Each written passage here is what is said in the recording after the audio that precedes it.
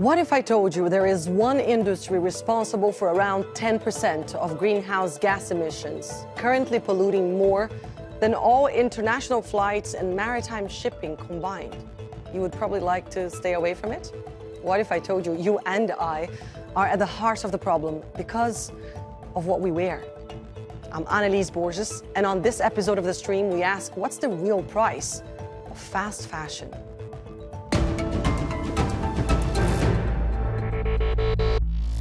This is polyester. This is polyester. This is polyester. This is polyester. This is polyester.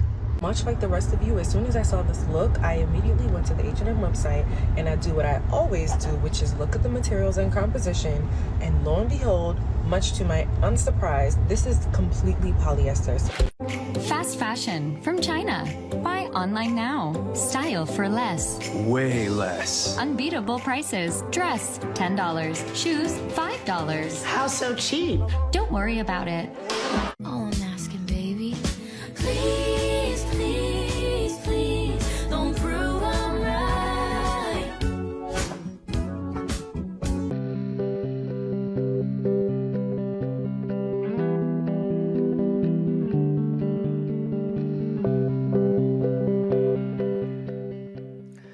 Many of us find it hard to count the number of outfits we have in our closets. Clothes have become so cheap. Pretty much all of us have fallen into a trap of wearing something only once before losing interest and buying something else. And while fast fashion has democratized style, some are helping us understand the true price we are paying for it in terms of environmental and ethical implications. Among them are our guests today. Walden Lam, the co-founder of fashion tech company Unspun; Venetia La Manna, a fair fashion campaigner and content creator; Katia Osei, a bioengineer and project lead at the OR Foundation; and Buchanan. She's an associate professor of economics at Samford University. Thank you all so much for your time. And so, Venetia, I would like to start with you. What would you say is the real price we're paying for the cheap clothes we're buying? As citizens, we have been conditioned to believe that clothing should cost the same price as a coffee or the same price as a sandwich, especially as fast fashion has got faster over the past 5 or so years. But the true cost of our clothes is much, much higher. Firstly, it's costing the lives and dignity of garment makers. And I want to say from the outset of this conversation that it is garment makers who are leading the charge for a fair fashion industry. And it's also costing our environment. It's costing our precious ecosystems. The impact of our clothes is so, so high, especially at the rate at which big fashion is churning out clothing. And I should also say that you will hear me refer to big fashion in this conversation because big fashion as a term includes sportswear brands, it includes luxury brands. And I'm not here just to point fingers at fast fashion. It's the entire multi-conglomerate industry that really needs to be held accountable. So we really do need to consider the impact of all of our clothes, and it is much, much higher than what we might think. Big fashion as big tech have some questions to answer, I guess. Walden, before we talk about Unspun, and I want to hear much more about it, can you help us understand what makes the fashion industry so prone to polluting so much? Yeah, so basically, I think the first factor is the business model. Effectively, all of the big fashion companies that are mentioned, the business model is a volume-driven business. So there's a very high incentive for the businesses to be driving desire and an incentive to be for consumers to be consuming more and more. So that's one. Two is the supply chain is highly fragmented. We have different parts of the geographies participating in different parts of the supply chain, which makes it very hard to predict what consumers would want and how to supply accurately. Most brands are looking at 9, 12, sometimes even 18 months of supply chain. So if you forecast that much into the future, inevitably you are producing more than what consumers want in the right place, right size, right style, right materials. And I think in general, as consumers, we we are spoiled into this behavior of thinking garments as disposable, as the opening has highlighted. It is fascinating because so much of what you just described then ends up in landfills and in countries that didn't ask for it. Katia, I want to share something with you and then get you to talk about your work with the OR Foundation, because while we have some idea of how huge the waste problem is in the fashion industry, as Walden was just talking about, we might not fully understand what this waste actually represents in developing nations. Rima Cheer explains. When you clean out your closet or buy your latest outfit online, you might be supporting colonialism, waste colonialism to be exact. It's when wealthier countries send their second-hand clothes to developing nations and make it their problem.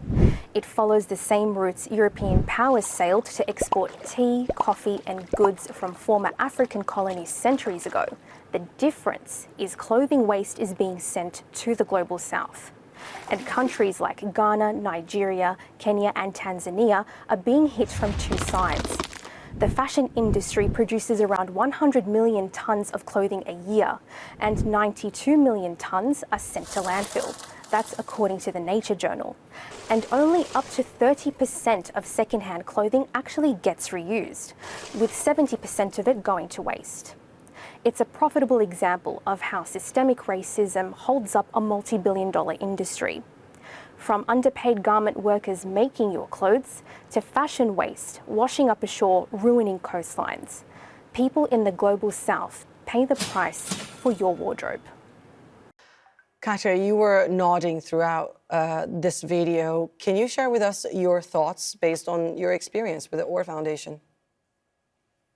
Yeah, I think that was a very clear and succinct way to put it all. The fact that, this model and this fast fashion model, and when I say fast fashion, I'm referring a bit to what we were talking about with big fashion, but also this economic model. So the combination of all of this, all of the different moving parts, the truth of the matter is that it is inherently unstable, inherently unviable, and inherently unprofitable in the long run, unless it finds this cheat code that is shipping the waste elsewhere, because this model has just grown to be dependent on the idea of the disposability of the clothes, either trying to keep you on a subscription versus, buying an individual garment.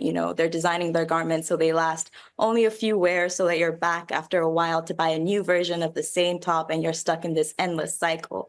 But the thing is, clothes are one of the hardest things to dispose of, one of the hardest things to recycle, and one of the hardest things to decompose in the environment.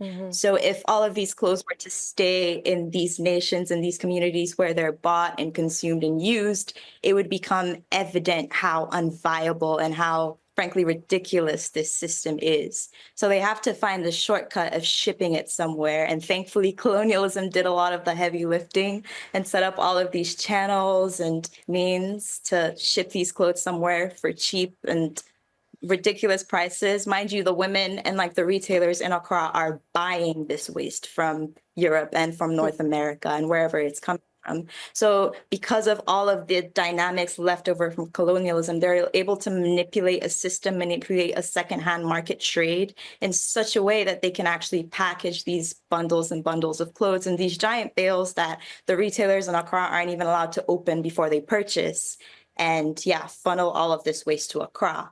By the time it gets to Accra, there's only so much treasure you can find in another man's waste. So it just overwhelms our entire waste management system. Basically, it's one way of, again, as you said, the global north not seeing what is actually responsible for, or at least trying not to see and preventing people from realizing the impact of their decisions. Joy, you come from a different perspective in the sense that you're an economist, and you mentioned during our chat before the show that in many ways the fashion industry could be perceived as a success story. Can you talk to us about that perspective?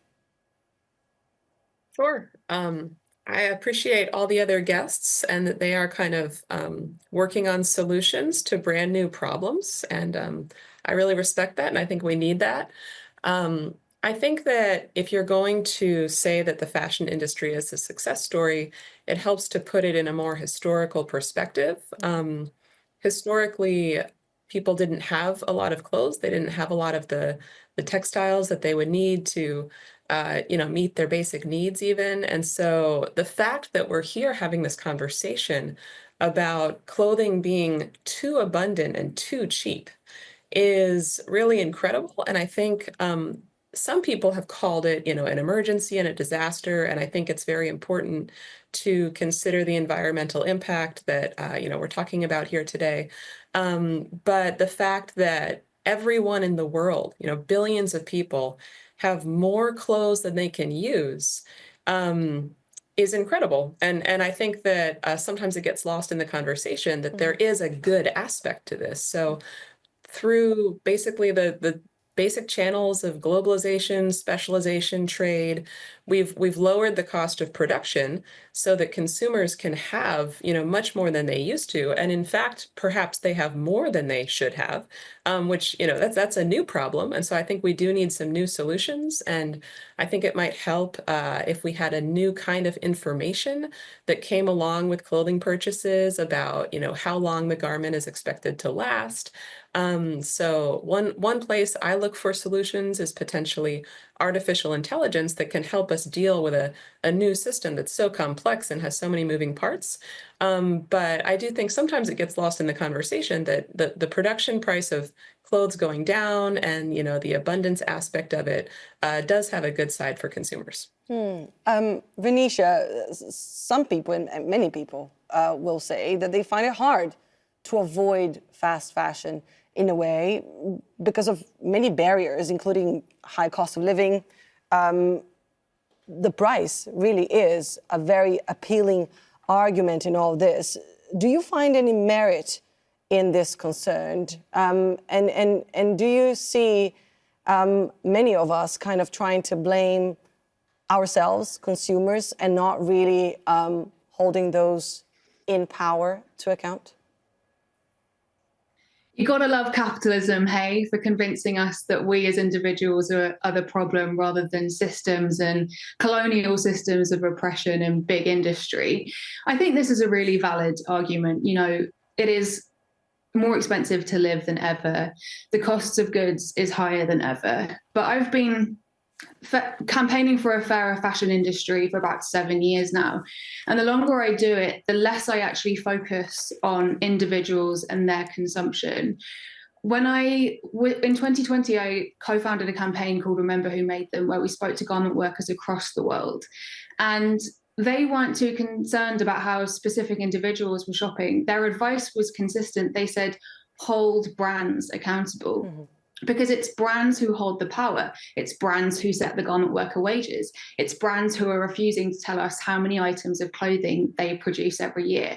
So while I think this is a really viable argument for people, I consistently and always will try and punch up at big fashion, big brands, and hold the system to account. And I do find that tactic actually has quite a positive impact on consumers, who I like to refer to as citizens. The more we know, the better choices we can make, and more we can align those decisions and our purchasing decisions more with our ethics. But overall, I think we really need to understand the system that is at play here. And anytime we feel like blaming ourselves, we should be thinking, hang on, is this me or is this the system? Mm-hmm. Yeah, and the answer is often the latter, I'm afraid. But as citizens, as individuals, there are things, of course, we can do when it comes to potential improvements to the industry towards more sustainability. The conversation has been around components a lot. And one material you have probably heard about is polyester. Hi guys, my name is Polyester. I don't know if you really know me, but you may know some of my friends, like styrofoam, plastic bottles, and a lot of other stuff. You can find me in your dresses, pants, oceans, brain, literally everywhere.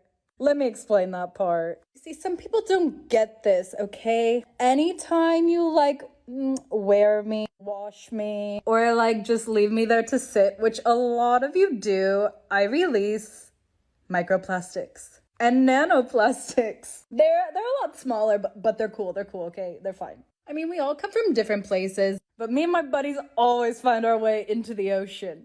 And like, we're having a good time. My buddies that were made in 1950, still kicking it. And recently, we have been making appearances in human bloodstream.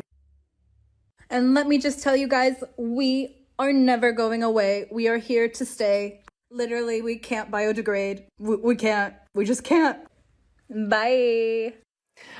Walden, when we spoke before the show, you talked about something very interesting. You said there are certain dangers when it comes to this pursuit of being sustainable. And you gave the example of recycled polyester from unused plastic bottles.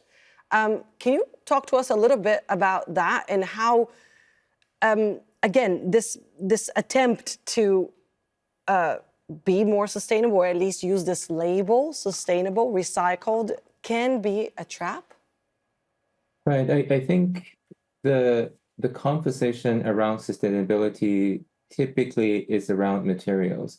And it's very easy to understand, right? Like when you're going out making a purchase, you look at the hang tag and you look at, oh wow, recycled content, and immediately you feel a lot better about your consumption of that item.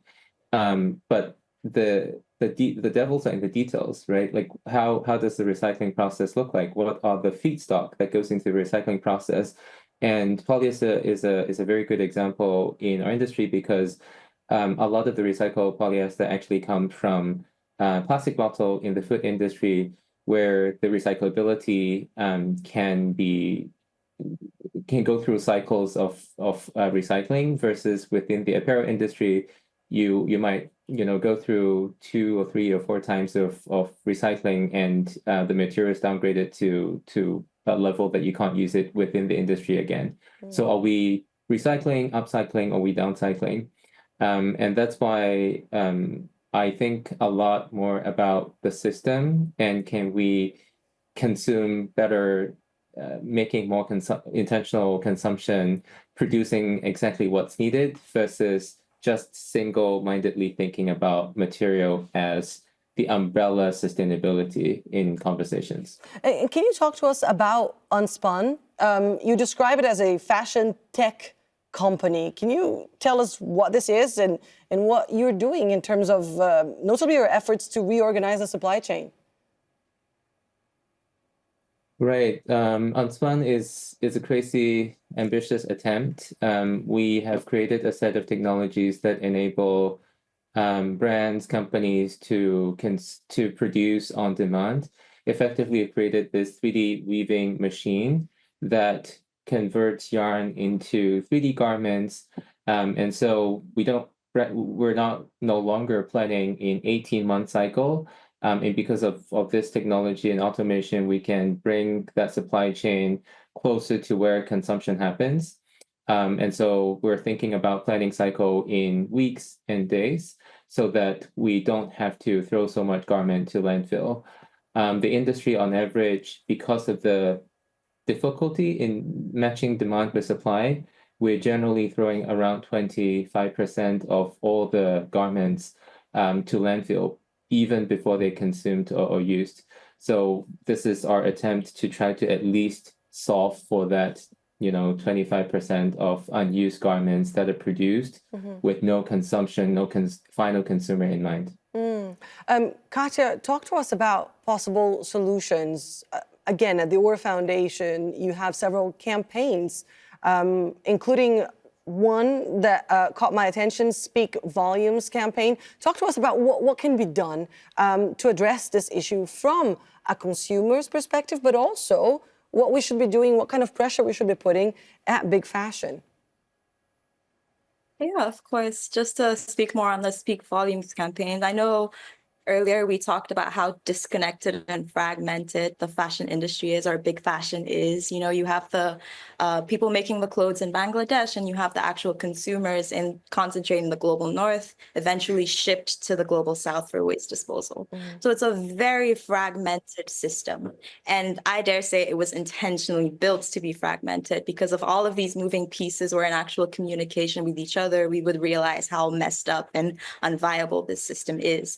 But it isn't. So at the OR Foundation, we really want to understand the full scope of the problem, because it really is a secret right now as to how many clothes are being produced. Not even like the quantity or the makeup or anything like that. Like if you called a rep for Nike right now and asked how many shirts do you produce, they would not be able to answer that question. So we want to try and close that gap a little. We're trying to reach out to different brands to try and figure out how many clothes are even entering the circulation, to be able to figure out how much we really need to scale up solutions. I really like the fact that we talked about polyester, because it really is a nice little loophole that a lot of people found, because the truth of the matter is the recycling technology that we have right now, waste disposal technology, it just cannot keep up with the volumes of clothes being produced. Like it just cannot. Even the most advanced economies in the world could not recycle all of the clothes they're producing. And the reason they're able to keep doing this is because they're a little shy with their numbers, right? They're not telling us how many clothes they're producing. So we're not in the place where we can ask the questions about scalability of solutions.